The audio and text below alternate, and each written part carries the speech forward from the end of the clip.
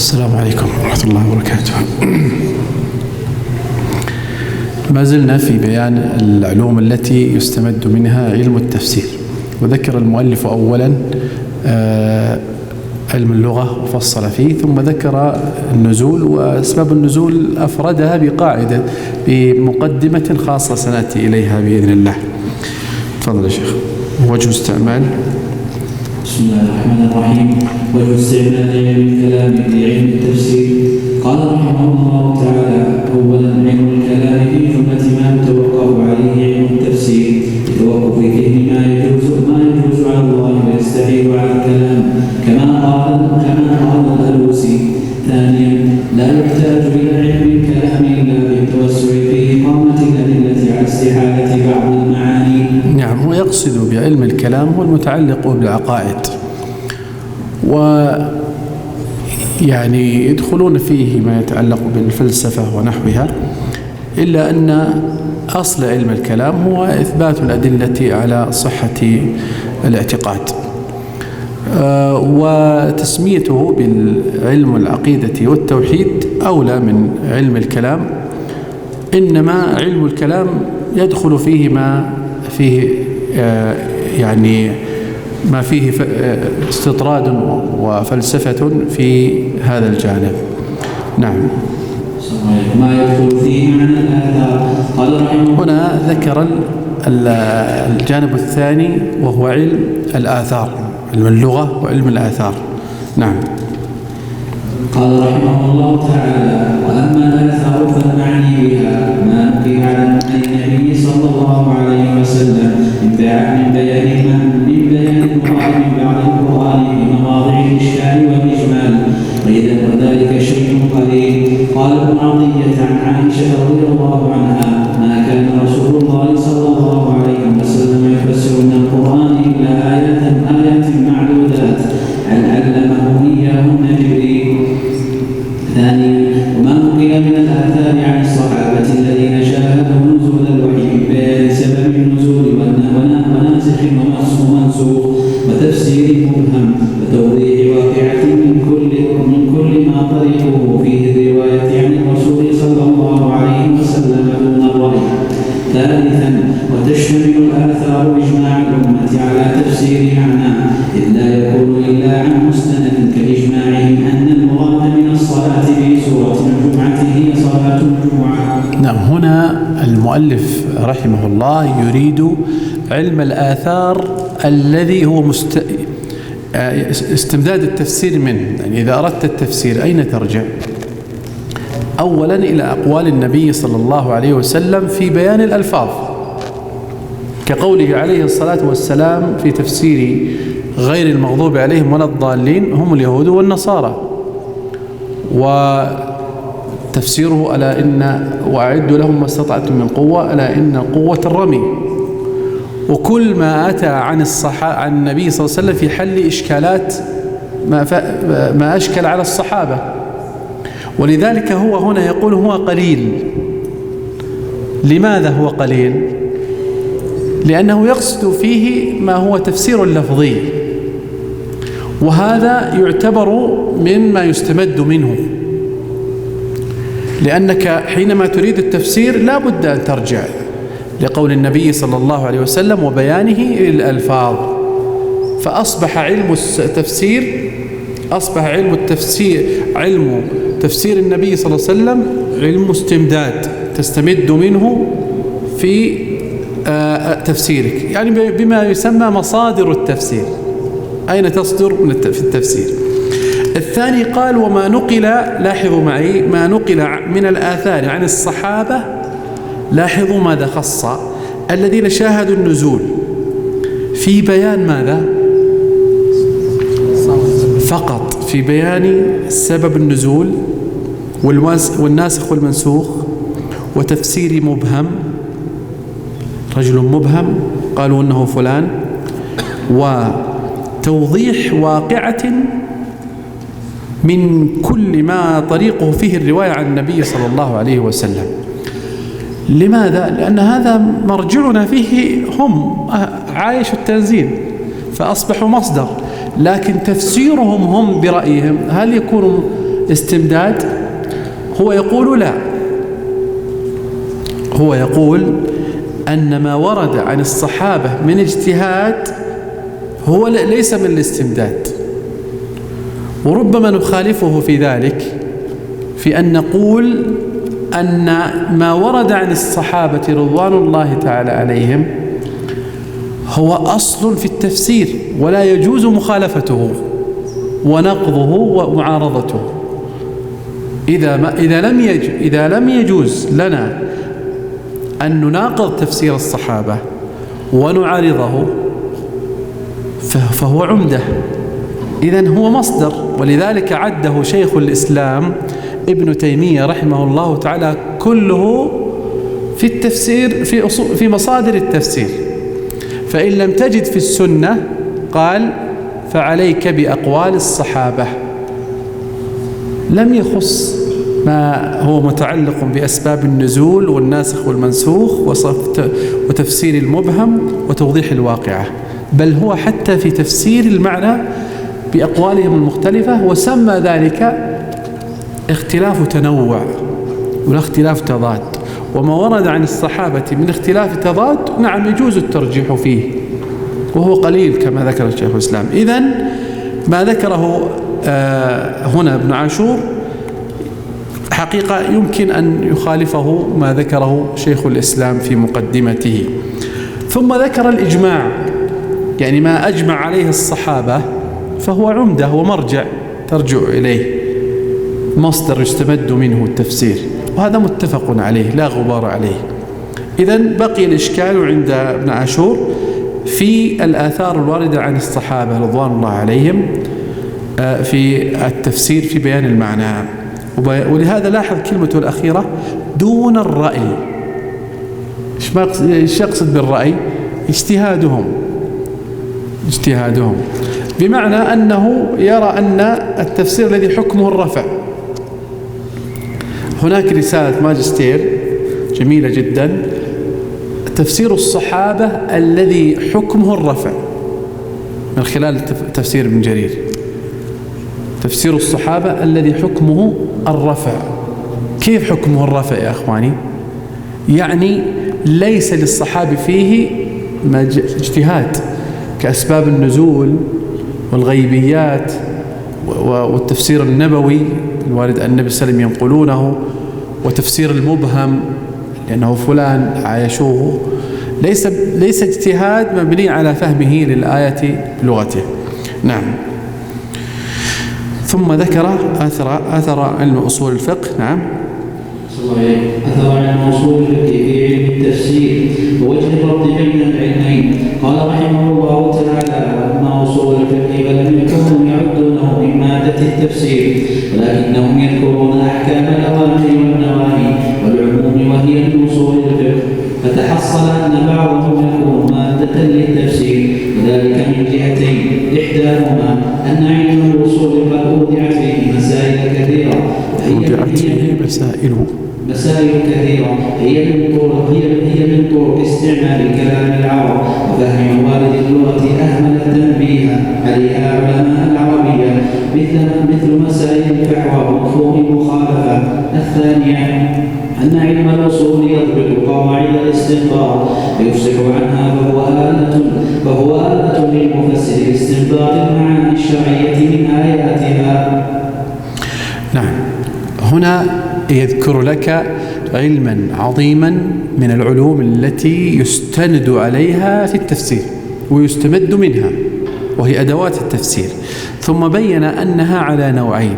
النوع الأول قال هي المسائل المستلة من اللغة في الأصل، هي جزء أصول الفقه، جزء منه مستل من اللغة. وما هو دلالات الألفاظ، دلالة النص ودلالة المفهوم ودلالة اللازم، هي في الأصل متعلقة باللغة، بأساليب اللغة. يعني مثلا قوله تعالى: واسأل القرية، في اللغة مفهوم أن المقصود أهل القرية، فحوى الكلام. وقوله تعالى: ولا تقل لهما أف،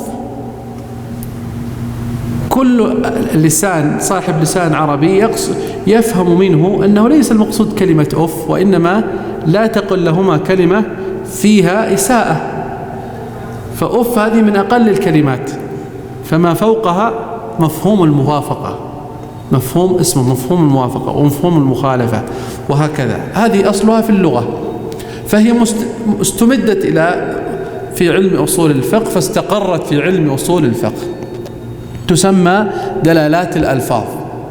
ودلالات الألفاظ يذكرها أهل اللغة كما ذكرها الزركشي رحمه الله في كتاب البرهان، في كتاب البرهان ذكرها في مجال علم اللغة.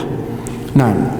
ثم قال الثاني أن علم الأصول يضبط قواعد الاستنباط ويفصح عنها، فهو آلة للمفسر في استنباط المعاني الشرعية من قواعدها. يعني قواعد العموم هي قواعد أصولية، العبرة بعموم اللفظ لا بخصوص السبب، قاعدة أصولية. حذف المعمول يدل على العموم، قاعدة أصولية. فكل قواعد الأصول هي مرجع إلى في فهم كتاب الله تعالى، فهي قواعد استنطاق واستنباط. نعم. علة استدعاء ابن عاشور علم الفقه من مادة التفسير. قال رحمه الله تعالى لعدم توقف فهم القرآن على مسائل الفقه، فإن علم الفقه متأخر عن التفسير وفرع عنه ما لا يعد من استمداد علم. يعني في علم الفقه أصلا هو ما هو استنباط ما في كتاب الله من أحكام، أليس كذلك؟ إذن هو ليس من مصادر التفسير أو مما يستمد منه في التفسير، وإنما الذي يستمد منه أصول الفقه وليس الفقه. نعم. ما لا يعد من استمداد علم التفسير عند ابن عاشور، وعلة ذلك قال رحمه الله تعالى اعلم أنه لا يعد من استمداد علم التفسير الآثار المروية عن النبي صلى الله عليه وسلم في تفسير آيات، ولا ما يروى عن الصحابة في ذلك، لأن ذلك من التفسير لا من مدده. يعني بذلك ما ورد عن النبي صلى الله عليه وسلم من تفسير الآية، مثل ألا إن القوة الرمي، لا يعده من مدد التفسير، لا يعد من مدد التفسير، وإنما يعده تفسيرا. فهو يرى أن ما ورد عن النبي صلى الله عليه وسلم وما ورد عن الصحابة من معاني هي تفسير، استمدوه من لغتهم. ولكن كما قلنا لكم أن شيخ الإسلام ابن تيمية رحمه الله جعل ذلك كله من مصادر التفسير، بمعنى أنك إذا أردت تفسير آية فإنك تنظر ابتداء إلى ما ورد عن النبي صلى الله عليه وسلم وعن الصحابة، فتنظر إلى الكتب التي أوردت أثار الصحابة ابتداء. نعم. قال ولا يعد أيضا من استمداد التفسير ما في بعض آيات القرآن من معنى يفسر بعضا آخر منها، لأن ذلك من قبيل حمل بعض الكلام على بعض. يعني بذلك تخصيص. نعم. أكمل. تخصيص العموم وتقييد المطلق وبيان المجمل وتأويل الظاهر ودلالة الاقتضاء وفحوى الخطاب ولحن الخطاب ومفهوم المخالفة. يعني بذلك تفسير القرآن بالقرآن.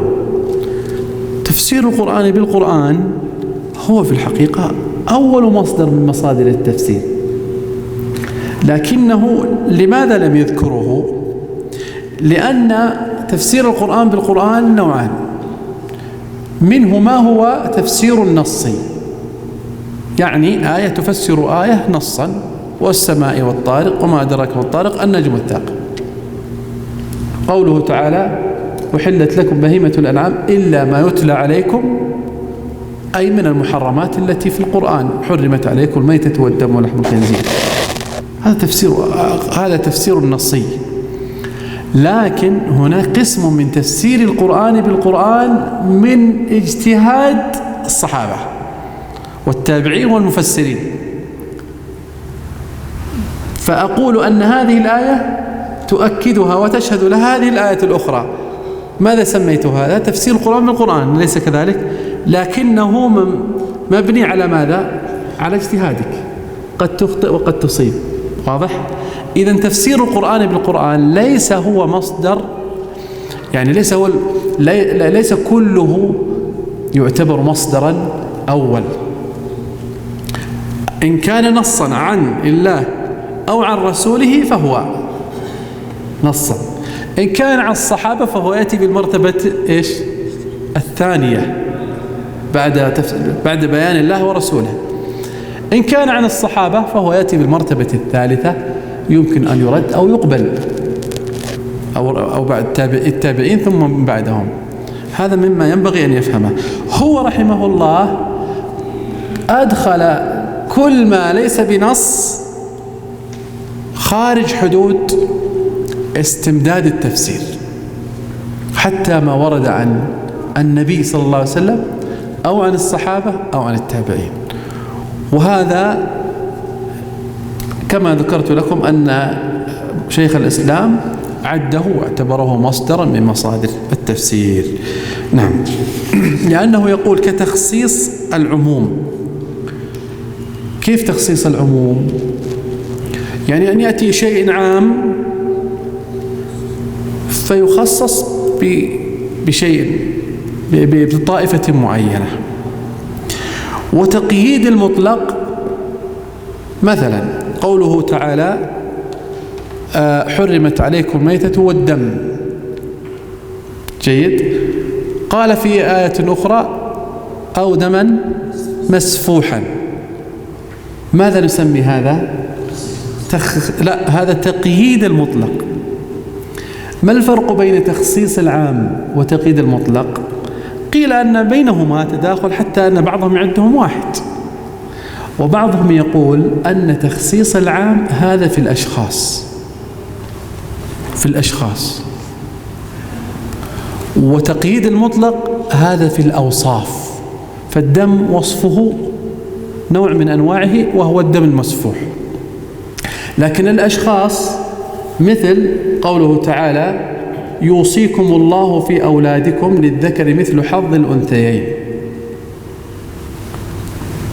خص بقوله لا يرث مسلم كافر، جيد. إذن قوله يوصي للذكر مثل حظ الأنثيين، ليس كل ولد يرث، صح؟ ليس كل ولد يرث، وإنما يرث المسلم، فخص بالمسلم. فهنا في الأشخاص. فإذا كان في الأوصاف فهو إلى تقييد المطلق أقرب، وبينهما في الحقيقة تداخل. وهناك فروق أخرى لا أريد أن أشتت أذهانكم فيها.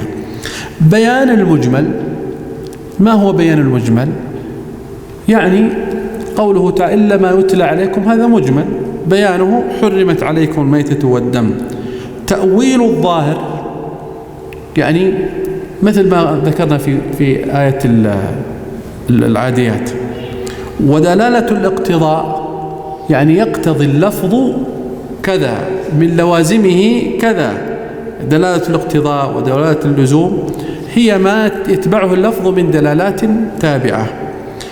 وفحوى الخطاب، يعني ما يشير إليه الخطاب من لحنه وفحواه، تفهم من لفظ الخطاب.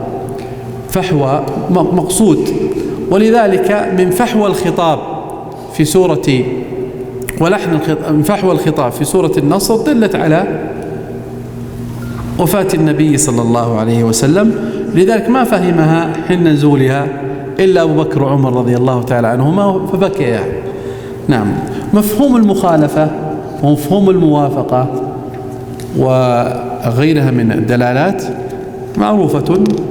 الموافقة أن يدل على هذا وزيادة، والمخالفة هو يدل إن الله يأمر بالعدل، يدل دلالة المخالفة إن الله يحرم الظلم.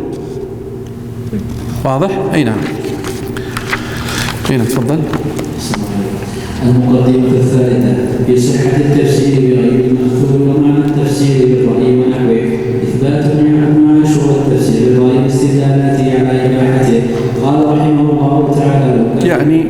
يقصد بذلك في هذه المقدمة إيش؟ التفسير بالمأثور. حكمه هل يجوز أن يفسر القرآن بغير المأثور؟ فكأنه قال المقدمة الثالثة هي التفسير بالرأي والاجتهاد، ما حكمه؟ تفضل.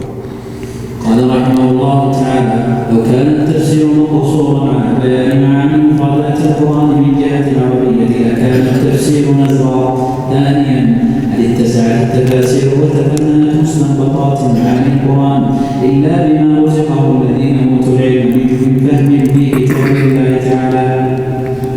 ثالثا: ليس كل ما قاله الصحابة رضي الله عنهم في التفسير مسموعا من النبي صلى الله عليه وسلم. هنا يدلل على أهمية التفسير بالمأثور، فيقول لو كان التفسير مقصورا على بيان المفردات فقط دون دلالاتها واستنباط أحكامها وإعمال الرأي في ذلك لكان التفسير نزرا يسيرا، تفسير مختصر.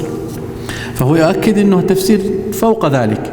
ولو يقول هل اتسعت التفاسير وتفننت مستنبطات ما إلا بما رزقه ممن أوتي العلم في فهم كتاب الله تعالى، يعني لولا هذا الاستنباط ولولا اعمال الرأي ما فهم ما استخرجت الأمة هذه الكنوز من تفسير كتاب الله تعالى. ثم يقول كل ما ورد عن الصحابة هل هو مما سمعوه من النبي صلى الله عليه وسلم؟ لا، ما سمعوه قليل. فمعنى ذلك أنهم أعملوا عقولهم واجتهادهم. أصبح التفسير بالرأي يعني له قوته وله أصله، والصحابة قد فعلوا ذلك. نعم. وجوب كل ما قاله الصحابة في التفسير ليس مسموعا عن النبي صلى الله عليه وسلم. قال الغزالي والقرطبي رحمه الله تعالى: لا يصح أن يكون كل ما قاله الصحابة رضي الله عنهم في التفسير مسموعا عن النبي صلى الله عليه وسلم لوجهين: أحدهما أن النبي صلى الله عليه وسلم لم يثبت عنه من التفسير إلا تفسير آيات قليلة وهي ما تقدم عن عائشة رضي الله عنها. الثاني أنهم اختلفوا في التفسير على وجوه مختلفة لا يمكن الجمع بينها. نعم، يعني رضا وسمع جميعا من رسول الله صلى الله عليه وسلم قال: فتبين على القطع أن كل مفسر قال في معنى الآية بما ظهر له باستنباطه. هنا يؤكد رحمه الله على أن ما ورد عن الصحابة ليس كله مما سمعوه من النبي صلى الله عليه وسلم، وذلك أن ما ثبت عن النبي عليه الصلاة والسلام من تفسير الآيات لفظ قليل. ثم أيضا أنهم اختلفوا، فما سر اختلافهم مع أنهم أخذوا التفسير من النبي صلى الله عليه وسلم إلا أنهم اجتهدوا، فكل نظر إلى الآية من زاوية. نعم.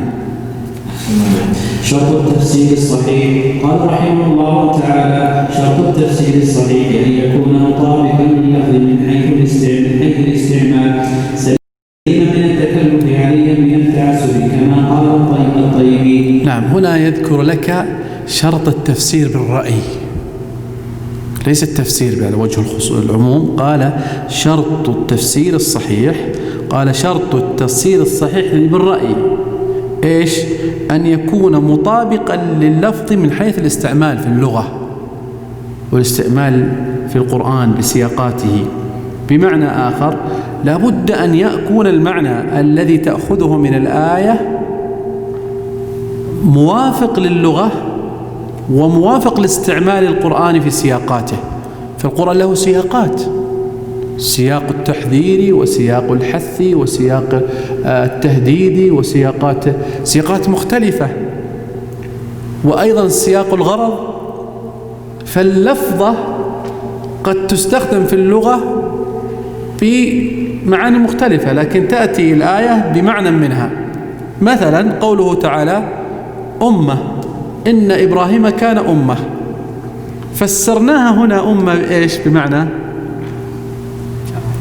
ليس جماعة، إمام جامع لصفات الخير، وليس جماعة من الناس. لكن إن هذه أمتكم يعني أمة جماعة من الناس، واضح؟ فهو يقول أن يكون مطابقا لللفظ من حيث الاستعمال. إيش الاستعمال؟ استعمال اللغة واستعمال القرآن الذي يسمى السياق. إذن هما شرطان أساسيان: سليما من التكلف عريا من التعسف، بمعنى أنه حتى في اللغة لا تعسف الآية عسفا بمعان بعيدة وإشارات متكلفة، فهو أعطاك ضوابط. يجب أن يكون اللفظ أو الاستنباط الذي استخرجته له مستند من اللغة والسياق يؤيده، وأيضا غير متكلف في إشارات بعيدة. نعم. ردود على من حذر من التفسير بالرأي وبيان الحق بذلك. قال رحمه الله تعالى: وأما الجواب عن الشبهة التي نشأت من الآثار النبوية بقوله صلى الله عليه وسلم: من تكلم في القرآن برأيه فأصاب فقد أخطأ. قالوا في التحذير من تفسير القرآن بالرأي فمرجعه إلى أحد 5 وجوه. يعني النبي صلى الله عليه وسلم قال: من تكلم في القرآن برأيه فأصاب فقد أخطأ، إن كان الحديث فيه مقال في سنده إلا أنه صحيح في معناه. من قال في القرآن برأيه فأصاب فقد أخطأ. طيب كيف هذا يعني ننظر إليه من جهة التفسير بالمأثور بالرأي بالاجتهاد؟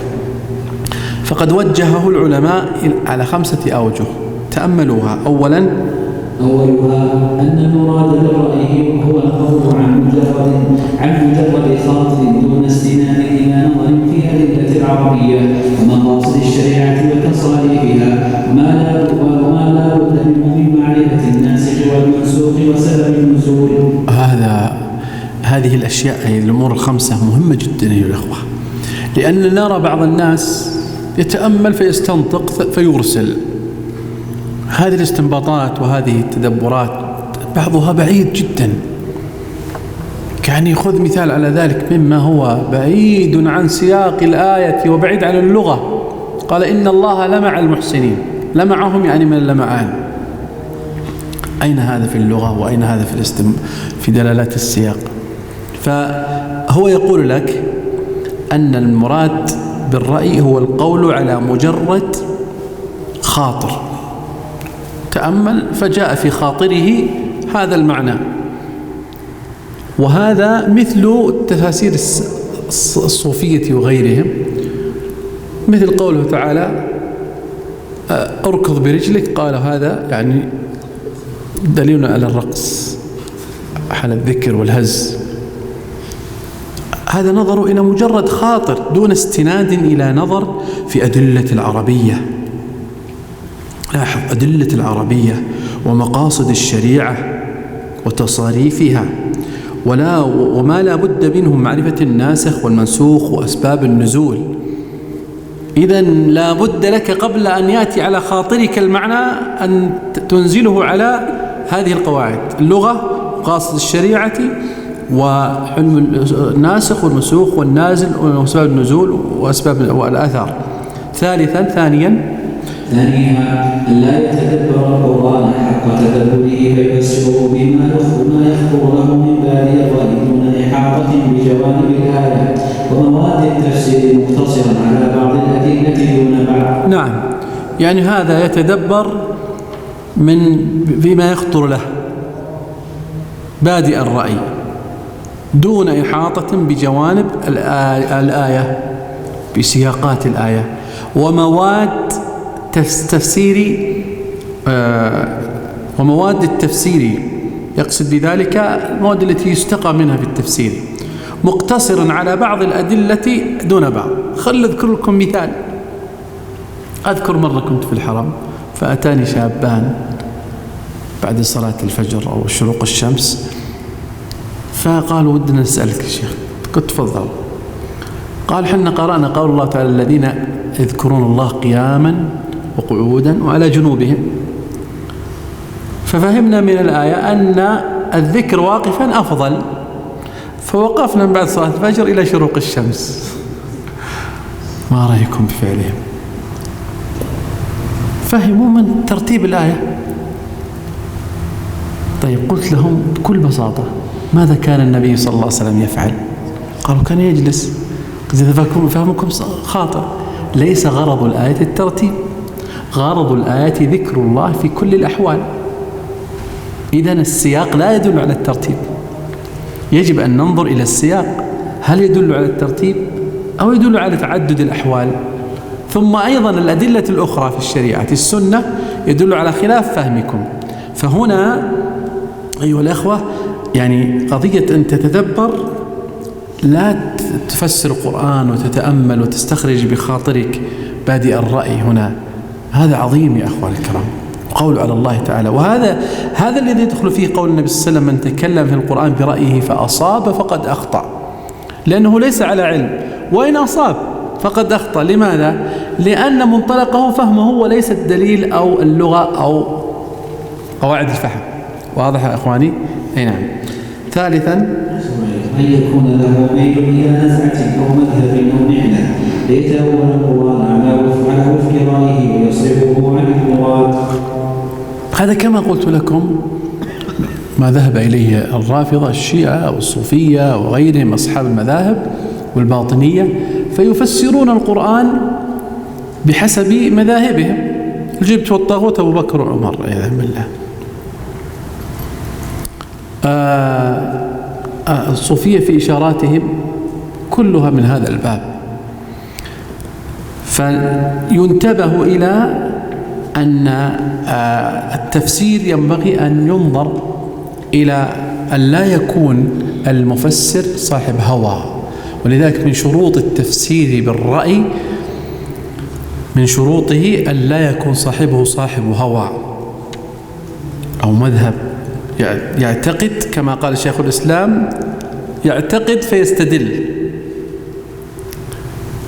الشيخ الإسلام ذكر في مقدمة شيخ الإسلام في مقدمة التفسير أصول الخطأ في التفسير، منها أنه يعتقد مذهبا فيستدل عليه،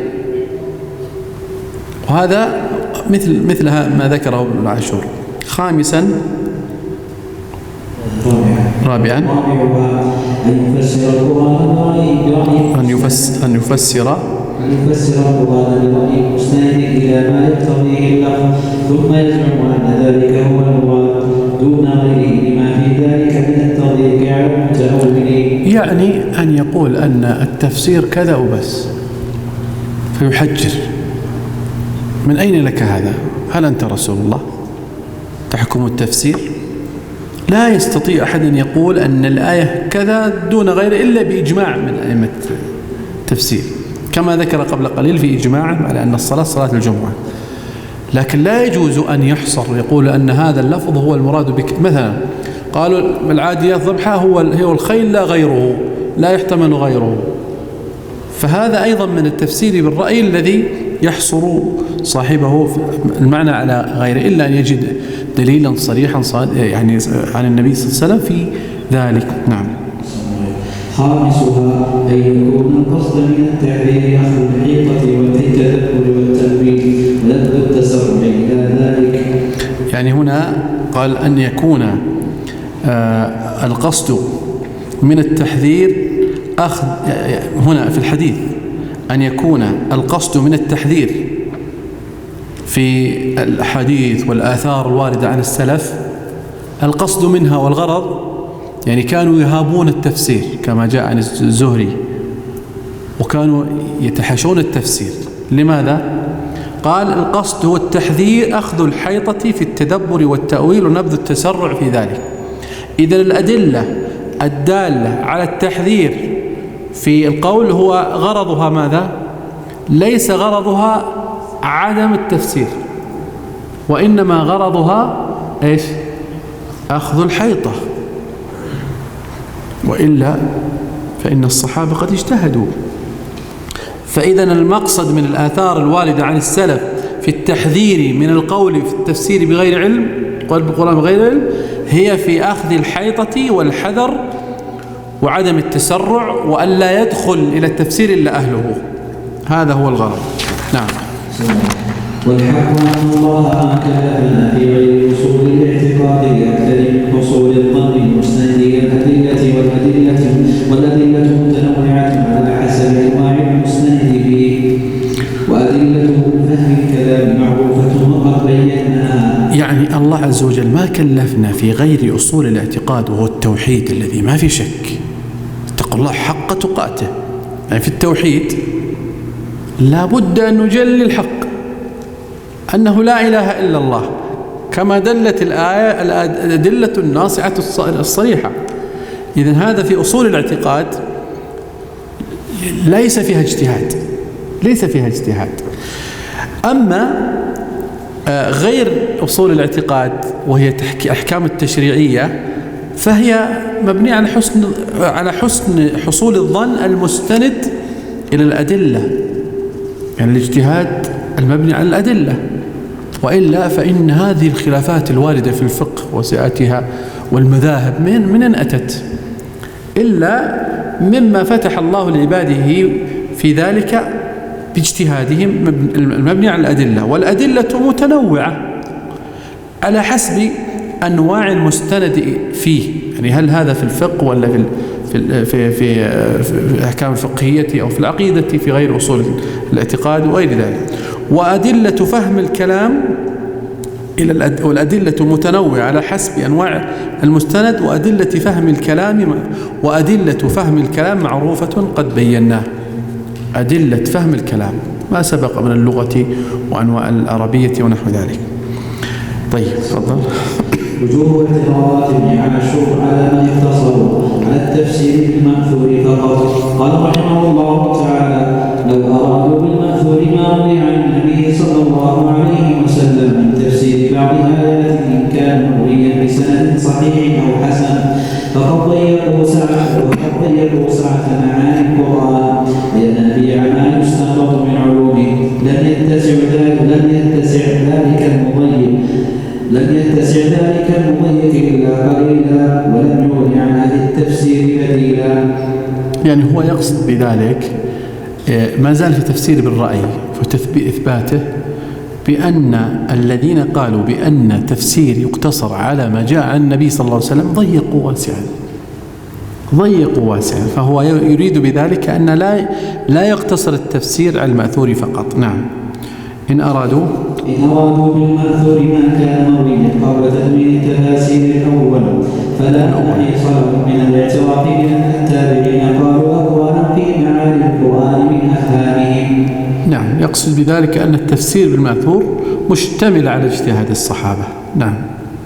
مفسرون لم يحبسوا أنفسهم في تفسير القرآن بالمأثور. قال رحمه الله تعالى: لله ذر الذين لم يحبسوا أنفسهم في تفسير القرآن على ما هو مأثور، مثل الفراء وأبي عبيدة من الأولين والزجاج والرحمن من بعدهم. يذكر أئمة اللغة الفراء وأبي عبيدة والزجاج من أئمة اللغة المفسرين، والإشكال عليهم أنهم فسروا القرآن باللغة كأبي عبيدة، ولم يستندوا إلى ما جاء عن الصحابة،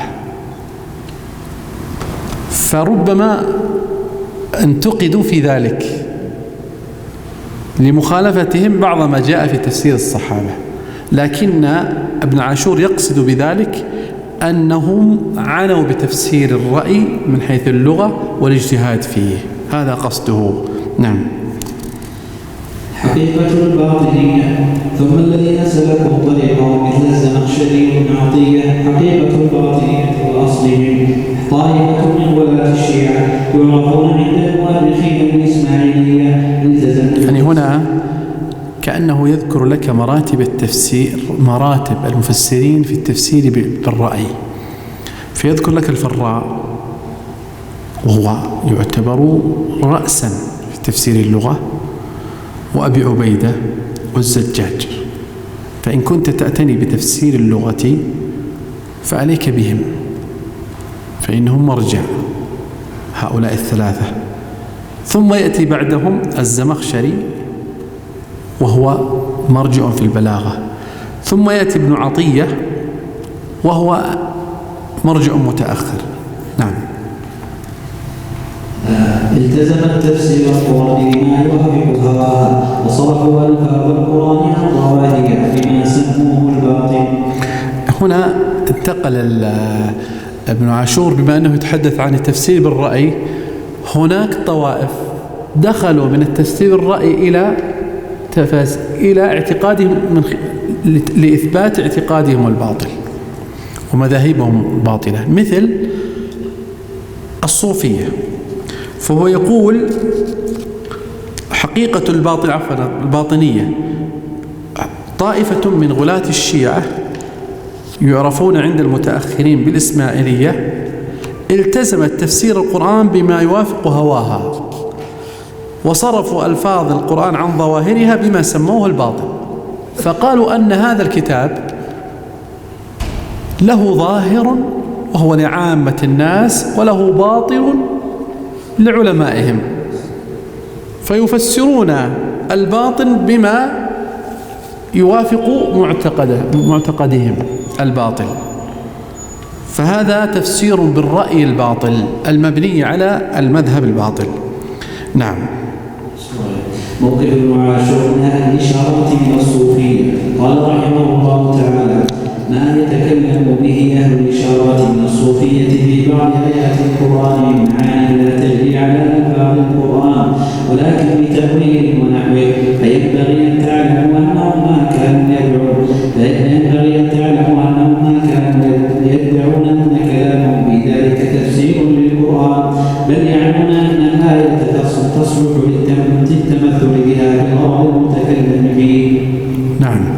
هنا يتكلم عن الصوفية وهم أهل الإشارات، فيقول ما يتكلم به أهل الإشارات من الصوفية. إيش معنى الإشارات؟ هي إشارات يفهمونها من خلال معايشتهم للآية، فيسبحون في فلك الآية ثم يتحدثون بكلام روحاني إيماني تزكوي يفهمونه من الآية وليس داخل في التفسير، مثل قوله تعالى: وطهر بيتي للطائفين والعاكفين والركع السجود. يقول: طهر قلبك. شوف، لاحظ، خرجوا من طهر البيت إلى جعلوا البيت والقلب. طهر قلبك مما يشوبه من ما يعارضه من الصفاء ونحو ذلك. هم لا يقصدون تفسيرا، وإنما يقصدون تعبيرات يسمونها روحانية أو نفسية أو تزكوية ينطلقون منها من الآية، ولا يدعون أن ذلك تفسير. طيب، هل هذا مقبول؟ هذا سلمكم الله ما نستطيع أن نقول غير مقبول. هو غير مقبول كتفسير، لكنه ككلام تزكوي ينظر إليه هل يقبل أو لا، فإن كان يقبل فهو يقبل ككلام وليس كتفسير. ولهذا ورد عن السلف في ذلك كما ورد عن أبي عبد الرحمن السلمي في حقائق القرآن، فإن له في ذلك كثير من هذه الإشارات. فكيف يتعامل معها؟ يتعامل معها أنها ليست تفسيرا، وإنما هي إشارات تزكوية انطلقوا منها من الآية. نعم. ولهذا قال: إنما بل يعنون أن الآية تصلح للتمثيل بها في الغرض المتكلم به فيه. نعم. ثانيا، نسبة الإشارات إلى لفظ القرآن مجازية. إذن هي ليست إشارات من القرآن، ليست معاني إشارية مستنبطة من الآية ودلالاتها وسياقاتها، وإنما جعلوها إشارات مسمى مجازي. ثم أراد أن يفصل بين هذه الإشارات وبين ما يسمى بدلالة الإشارة، في أصول الفقه. نعم. ما لا يدخل في معنى الإشارة. قال رحمه الله تعالى: ليس من الإشارة ما يعرف في الأصول بدلالة الإشارة وفحوى الخطاب وفهم الاستدراك إلا من تعريف بالمقام الخطابي ودلالة التضمن والالتزام ولا ما هو من تنزيل الحال منزلة المقام، لأن جميع هذا مما قامت فيه الدلالة العرفية مقام الوضعية واتحدت في إدراكه أفهام أهل العربية فكان من المدلولات التبعية. نعم. أراد أن يبين لك هنا دلالات أصولية هي في الحقيقة استنباطات بعيدة مأخوذة من سياق الآية. خذ مثال: قال الله تعالى: فولي وجهك شطر المسجد الحرام فلنولينك قبلة ترضاها. التفسير الظاهر إيش؟ فلنوجهنك إلى القبلة، صحيح؟ لكن الذين تأملوا في هذه اللفظة بدلالاتها وسياقاتها قالوا أن هذا إشارة إلى أن النبي صلى الله عليه وسلم سيتولى شأن القبلة الكعبة ومكة وسيحكمها، وهذا فيه إشارة إلى زوال قريش حكمها، وفي هذا إشارة إلى اتساع رقعة الإسلام. كل هذا من قوله فلنولينك. من حيث دلالاتها في اللغة فإن ولا في اللغة إما من التولي وهو التوجه، وإما من الولاية وهي الحكم وال على كذا، وإما من الولاية وهي الرعاية، وكلها صحيح في هذه الآية. فدلت بمعناها الأول على التوجه، ودلت بمعناها الثاني على الحكم، ودلت على المعنى الثالث والعناية أن النبي صلى الله عليه وسلم سيكرمه الله تعالى بفتح مكة وسيزول أمر قريش إلى نحو ذلك. هذه ماذا نسميها؟ هذه دلالات الإشارة. ودلالات ما كان يجري فيه معنى الآيات مجرى التمثيل، يريدون أن يمثلوا كتمثيل. وثانيا ما كان على نحو التفاؤل والانطلاق من القرآن في أجواء يعني التفاؤل ونحوه. ثالثا أن يكون من باب العبر والمواعظ والتزكية ونحو ذلك. نعم. لذلك قد يرد الحقيقة، قد نسمع بعض الألفاظ مع استدلال بالآية، فهل يرد أو لا يرد؟ أنا أقول لا يرد إذا كان ليس تفسيرا لا يرد، لكنه يرد إذا كان متكلفا واضح البعد أو فيه إشكال مخالف للآية أو فيه هوى، هذا هو الذي يرد. نعم. التحذير من التفسير بدون مستند والدور الواجب على العلماء في ذلك. قال رحمه الله تعالى: قد رأينا تهافت كثير من الناس على الخوض في تفسير آيات من القرآن، فمنهم من يتصدى لبيان معنى الآيات على طريقة كتب التفسير، ومنهم من يضع الآية ثم يقوم في أساليب المقالات تاركا معنى الآية جانبا من معاني الدعوة والموعظة ما كان جانبا. وقد دلت شواهد الحال على ضعف كفاية البعض لهذا العمل العلمي الجديد، فيجب على العاقل أن يعرف قدره وأن يرد الأشياء إلى أربابها. هو يقصد بذلك التفسير الموضوعي، إنك تذكر آية ثم تبحث في موضوعها. يعني هذا يعني جعلت الآية عنوان ولم تفسرها تفسيرا، وإنما تحدثت عن أجوائها وموضوعها ونحو ذلك. فهو يرى أن هذا يعني توسع، ولكني أرى أنه يعني لا أقصد بذلك الذين يبعدون بالآية عن غرضها. أما الذي ينطلق من غرض الآية ثم يدور في فلك القرآن بالاستدلال بآيات أخرى وأحاديث أخرى لا بأس بذلك، بل هو المطلوب. يعني أنك تعيش في آية بغرضها ثم تستدعي الآيات التي تدل على غرضها، هذا لا بأس به. لكن والله تضع عنوان مقالة في صحيفة ثم تتكلم عن خارج حدود هذه الآية، فإن هذا ما يقصده المؤلف رحمه الله. قال رحمه الله: سكوت العلماء على ذلك زيادة في الورطة وإفحاش لأهل هذه الغلطة، فحق على ساقهم العلم تهويم اعوجاجه وتمييز حلمه من مجاجه، تحذيرا للمطالع وتنزيلا من البرج والطالع. نعم، هو يقصد بذلك يجب أن يكون علم التفسير والقول في كتاب الله محاط بعناية ورعاية، وليس كل أحد يدلف فيه بما يريد من كتاب وأصحاب تخصصات مختلفة، يعني يستنطقون القرآن بحسب ما لديهم من علوم، من علم المنطق ومن علم العلوم التطبيقية وعلم الأفلاك ونحو ذلك، فيخرجون بتفسير كتاب الله عن غرضه، وهو الهداية والإصلاح والدعوة إلى الله عز وجل. هو يقصد بذلك أن يحاط، وليس كل أحد ينبغي أن يدلف إلى علم التفسير إلا بأدب وعلم وأداة. نعم. المقدمة الرابعة في مناهج أن يكون غرض المفسر. هنا هذه مقدمة مهمة جدا، وهو ما هو غرض المفسر؟ ما هو غرضك وأنت تبين كلام الله؟ ما هو مقصدك؟ ما هو الغرض الأساسي الذي ينبغي أن يستحضره المفسر أو المتفهم لكتاب الله تعالى؟ نعم.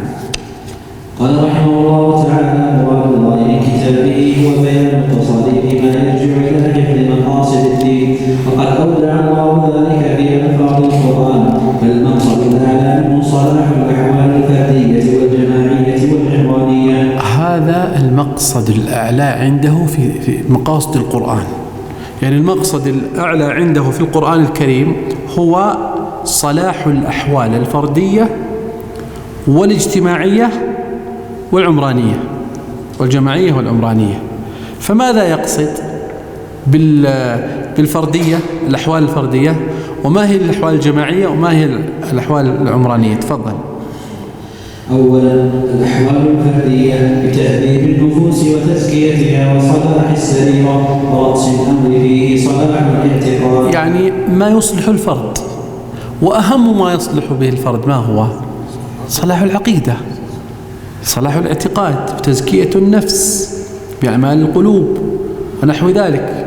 فينبغي أن نأخذ القرآن لهذا ينبغي أن تعقد مجالس لإصلاح الشخص الذات، لإصلاح النفس وتهذيبها وتقوية عقيدتها. نعم. ثانيا، الأحوال الجماعية، وهو ما يحصل أولا بالصلاح الفرد، ثم ضبط تصريف الناس بعضهم مع بعض على وجه يعصمهم من مزاحمة الشهوات ومواثبة القوى النفسانية. نعم. أحوال اجتماعية، الطلاق والأموال والتعاملات بين الناس، هذه لابد منها. فأنت إذا أصلحت نفسك ذاتا واعتقادا وأخلاقا وتهذيبا قلبا، هناك تعاملات مع البشر، أليس كذلك؟ تعاملات مع أهلك، تعاملات مع الناس، تعاملات في المال، كل هذه تدخل في قضية صلاح الجماعة، الأحوال الجماعية والاجتماعية. نعم. ثالثا، الأحوال العمرانية، ويكون بحفظ نظام العالم الإسلامي وضبط تصريف الجماعات والأقاليم بعضهم مع بعض على وجه يحفظ مصالح الجميع ورعي المصالح الكلية الإسلامية. يعني أحوال العالم والعلاقات مع الأمم كلها، مع العلاقات مع أعداء الله، وما يتعلق بالسياسات ونظام العالم وحفظ سلامه وحفظ أمنه. هذا هو البعد الثالث في مقصد القرآن. نعم. المقاصد الأصلية التي جاء القرآن لتبيانها. قال رحمه الله تعالى: إصلاح الاعتقاد والفعل بالعقل الصحيح، وهذا أعظم سبب لإصلاح الخلق. ثانيا، تهذيب الأخلاق. قال الله تعالى: وإنك لعلى خلق عظيم. ثالثا، التشريع، وهو الأحكام الخاصة والعامة. قال تعالى: فاحكم بينهم بما سياسة الأمة، وهو باب عظيم في القرآن القصد منه صلاح الأمة وحفظ نظامها. خامسا القصص وأخبار الأمم السالفة للتأسي بصالح أحوالهم. قال الله تعالى: ونبين لكم كيف فعلنا بهم.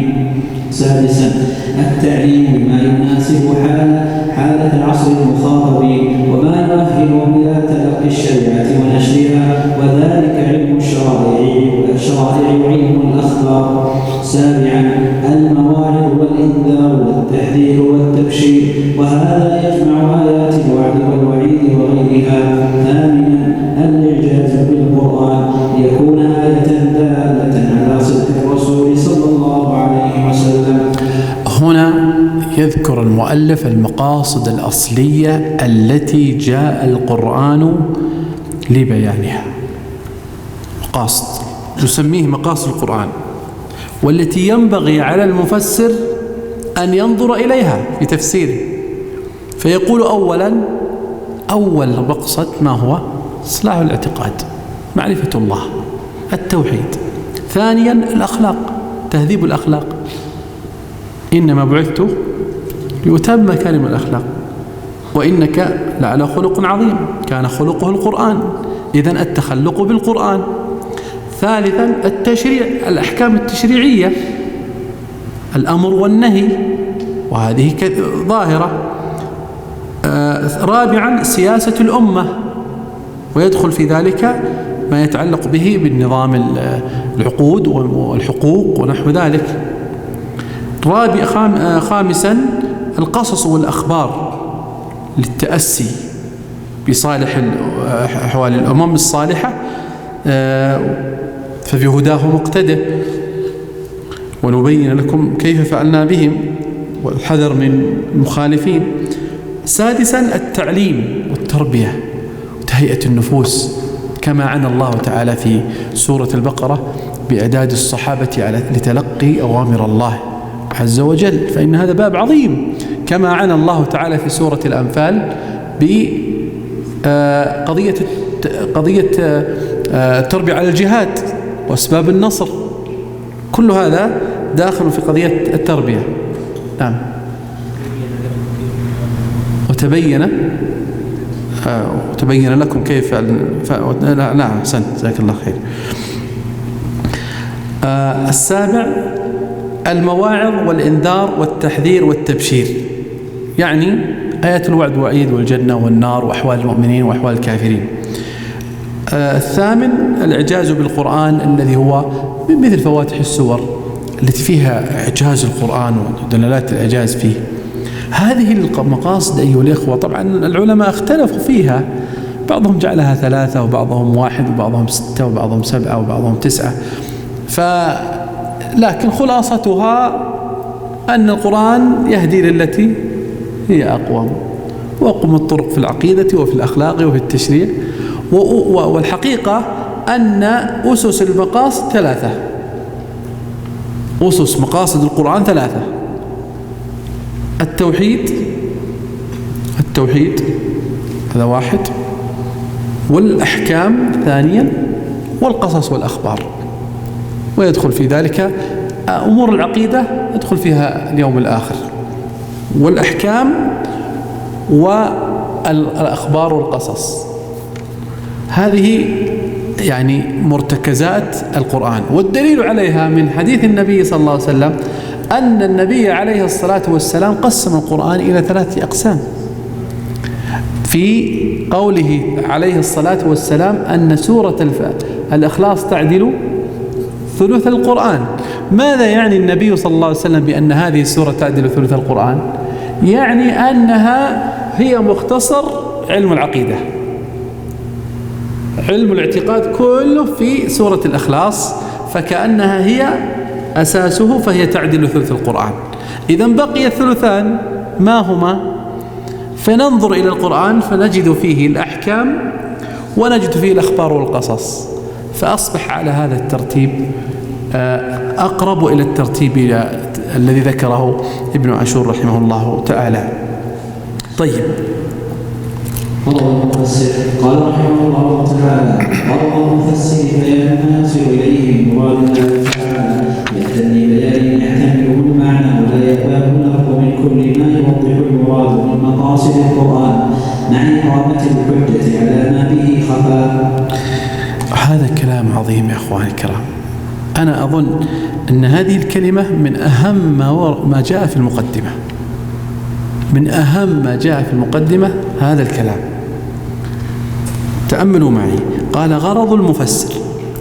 الآن أنت تريد تفسير كتاب الله، تريد فهم كتاب الله، ما الذي ينبغي عليك أن تراعيه؟ قال: بيان ما يصل إليه من مراد الله، وليس المعنى فقط اللفظي، ليس المعنى الغريب. لا يكفي أن تفهم الغريب. الغريب هذا مرحلة تمهيدية لحقيقة التفسير. ما يصل إليه من مراد الله تعالى، ما يصل إليه، ولن يصل إليه بكليته. لن يستطيع أحد أن يحرر ويحقق كتاب مراد الله تعالى كاملا. لن يحيط أحد بمراد الله إلا هو سبحانه وتعالى، لأنك قاصر العقل في إدراك ما يريده الله بكل ما تحتمله اللفظ. هل يستطيع أحد يقول أنا أستطيع أن أحرر مراد الله؟ كلا، ما يستطيع إلا رسول الله صلى الله عليه وسلم فيما جاء عنه. قال: بأتم بيان يحتمله المعنى. لاحظ كلمة يحتمله المعنى، إذن لابد أن ترى أن هذا المعنى يحتمله من حيث اللغة أو لا. ولا يأباه اللفظ من كل ما يوضح المراد من مقاصد القرآن. لاحظ هذا النظم العظيم في غرض المفسر. إذن هو بيان مراد الله مما يحتمله اللفظ ولا يأباه في اللغة ونحوها لكل ما يوضح مقاصد القرآن. فأصبحت مقاصد القرآن غرض أساس في التفسير. واليوم نجد أن هذا المفهوم قاصر عند المفسرين، لا يجعلون مقاصد القرآن من أغراض المفسرين. لذلك لو أتيت إلى درس تفسير، أتيت إلى درس تفسير، فإنك قد تستغرق في معاني الألفاظ وتحقيقها والخلاف في الأقوال ونحو ذلك، ولا يمتد البيان إلى مقاصد القرآن من الاهتداء والتزكية والإصلاح والأخلاق التي هي غاية القرآن. هذا سبب القصور في التفسير في عصرنا الحاضر، وهذا هو منهج السلف. يعني المنهج الذي يجمع بين المعنى، فهم المعنى والمقصود، هو فهم السلف. قال ابن مسعود: كان الرجل منا إذا تعلم 10 آيات لم يتجاوزها حتى يعرف ما فيها من العلم والعمل. العمل هو مقاصد القرآن، الاهتداء والموعظة والتزكية والأخلاق والعقيدة هي العمل. فلذلك إخوتي الكرام ينبغي أن يكون همك في التفسير هذين الأمرين: العلم والعمل. العلم بفهم المعنى، والعمل بفهم المقصد والمقاصد. طيب، تفضل. علاقة العلوم بالقرآن على 4 مرات. الأولى: علوم تضمنها القرآن كأخبار الأنبياء والأمم، تهذيب الأخلاق والفقه والتشريع والاعتقاد والأصول والعربية والبلاغة. يعني يقول أن هذه العلوم تضمنها القرآن: الأخبار وتهذيب الأخلاق والتشريع والاعتقاد، كل هذا قد تضمنه القرآن. نعم. الثانية: علوم تزيد المفسر علما كالحكمة والهيئة وخواص المخلوقات. يقصد بذلك أن هناك علوم تعطي الإنسان يعني حكمة ومعرفة بخواص الأشياء والمخلوقات وأسرارها، وهذا يدخل فيه اليوم علم الأجنة وعلم الطب، التشريح والفلك يدخل في هذا العلم. نعم. الثالثة: علوم أشار إليها وجاءت مؤيدة له كعلم طبقات الأرض والطب والمنطق، كما قال الله تعالى: سنريهم آياتنا في الآفاق. كل هذا داخل في هذا. نعم. الرابعة: علوم لا علاقة لها بإجمال بطلانها كالزجر والعيافة والنمو في الوجع، وإما لأنها لا تعين على خدمته كعلم العروض والقوافي. يقصد ما يدخل في قضية الطيرة والعيافة والزجر، زجر الطير ونحو ذلك، هذا ليس في القرآن في شيء، ولا يجوز أن يقحم القرآن فيه. وكذلك علم العروض وما يتعلق به والقوافي وعلم القافية ونحو ذلك الذي يهتم في تحليل البيت الشعري ونحو ذلك. إذن نحن الآن عرفنا من خلال هذه المقدمة المقاصد الأساسية والعلوم المهمة التي هي داخلة في تحقيق هذه المقاصد. لعلنا نقف اليوم على هذه المقدمة ونكمل إن شاء الله تعالى في اليوم الغد. في الخلاصة أيها الإخوة، حقيقة المقدمة مليئة، ولكني أرى أنها تعطي طالب العلم الحقيقة يعني فهما للتفسير حقيقة، وفهما من العلوم المتعلقة به والأدوات والمسارات التي يجب أن يسلكها ونحو ذلك. فقد أحسن وأجاد وأوفى وكفى ابن عاشور رحمه الله تعالى فيما ذكر. بارك الله فيكم، وصلى الله وسلم على نبينا محمد.